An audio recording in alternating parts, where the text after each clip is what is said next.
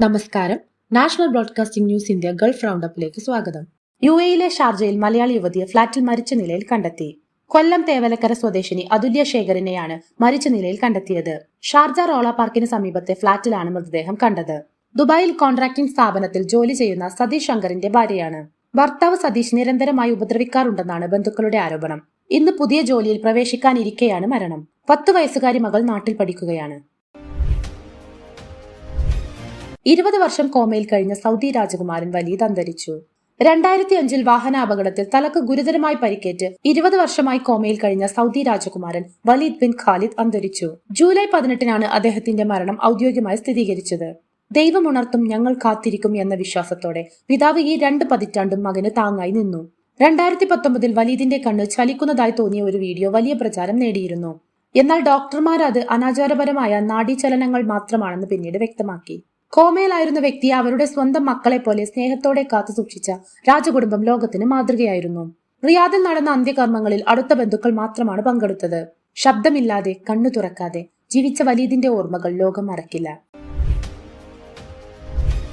European union GCC രാജ്യങ്ങൾ തമ്മിൽ strategic കരാർ ചർച്ചകൾക്ക് തുടക്കം. യൂറോപ്യൻ യൂണിയൻ കൗൺസിൽ GCC 6 രാജ്യങ്ങളുമായി വ്യാപാര സുരക്ഷാ പാഠ്യ മേഖലയിലുള്ള സ്ട്രാറ്റജിക് പങ്കാളിത്തത്തിന് ചർച്ച ആരംഭിച്ചു. ഈ കരാർ GCC യൂറോപ്യൻ യൂണിയൻ ബന്ധത്തിൽ വലിയ നേട്ടമുണ്ടാകുമെന്ന പ്രതീക്ഷ.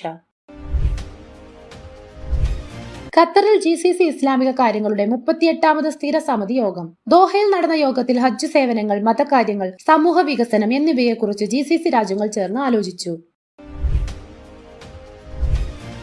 കുവൈത്തിൽ GCC സൈനിക തലവന്മാരുടെ യോഗം.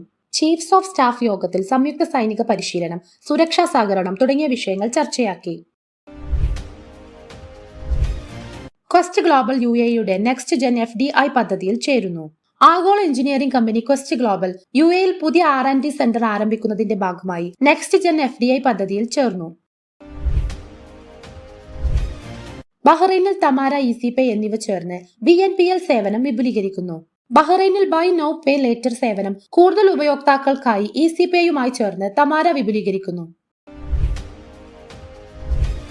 SS മീഡിയ ഗൾഫ് വിപണിയിൽ വിപുലീകരണം പ്രഖ്യാപിച്ചു. ഡിജിറ്റൽ ലക്ഷറി മാർക്കറ്റിംഗിലെ SS media UAE, Qatar, Kuwait അടക്കമുള്ള രാജ്യങ്ങളിൽ വിപുലീകരണ പദ്ധതി പ്രഖ്യാപിച്ചു. ഒമാൻ വനിതാ സംരംഭകർക്കുള്ള സ്റ്റാർട്ടപ്പ് പദ്ധതി ആരംഭിച്ചു. ഒമാൻ സർക്കാർ വനിതാ സംരംഭകർക്കായി പുതിയ സ്റ്റാർട്ടപ്പ് പ്രോത്സാഹന പദ്ധതികൾ ആരംഭിച്ചു. ഫണ്ടിംഗ്, പരിശീലനം ഉൾപ്പെടെ. GCC UK ഫ്രീ ട്രേഡ് കരാർ ചർച്ചകൾ പുരോഗമിക്കുന്നു. GCC UK free trade agreement ചർച്ചകൾ പുതിയ ഘട്ടത്തിലേക്ക് കടന്നു. വാണിജ്യ, എനർജി, ഡിജിറ്റൽ മേഖലയിൽ പ്രതീക്ഷ. കൂടുതൽ വാർത്തകൾക്കായി നാഷണൽ ബ്രോഡ്കാസ്റ്റിംഗ് ന്യൂസ് ഇന്ത്യ.